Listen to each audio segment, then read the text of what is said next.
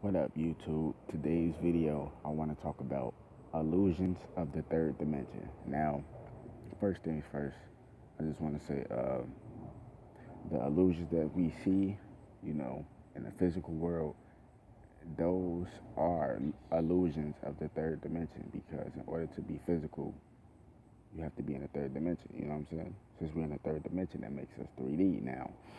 Since we're in the third dimension, that makes our mind stay three-dimensional. Doesn't mean that your soul resides in the third dimension. It doesn't mean that you belong in the third dimension.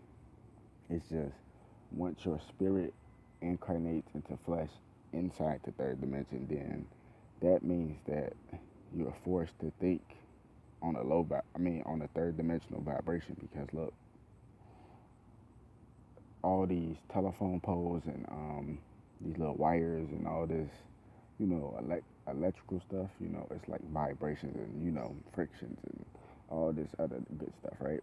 So if you got all these vibrations, low vibrations that's all around the third dimension, once you come to the third dimension, you know what I'm saying, via being born or via being teleportation, where you open a portal and just walk, to the third dimension or whatever. Once you come to the third dimension, it's like everything is different. It's like once you get here, you incarnate into a certain flesh, whatever, you picture yourself as, That's if you're not being born. That's if you like, another spirit from a higher realm trying to incarnate into this flesh, so you can pick how your vessel want to look, blah, blah, blah, And things of that nature. And it's like basically you just forced because you entering the third dimension. You know what I'm saying? So if you enter the third dimension, you got to look third dimensional. You have to speak third dimensional. You have to act third dimensional. You see what I'm saying? So that's how you want to look at it like that. So all these illusions and stuff like that, it's not necessarily the third dimension is bad. It's just saying that this is what goes on in the third dimension. You have TVs, radios, you know what I'm saying, chemtrails, you know what I'm saying, things of that nature. You know what I'm saying? Uh, so let's go to the fourth dimension.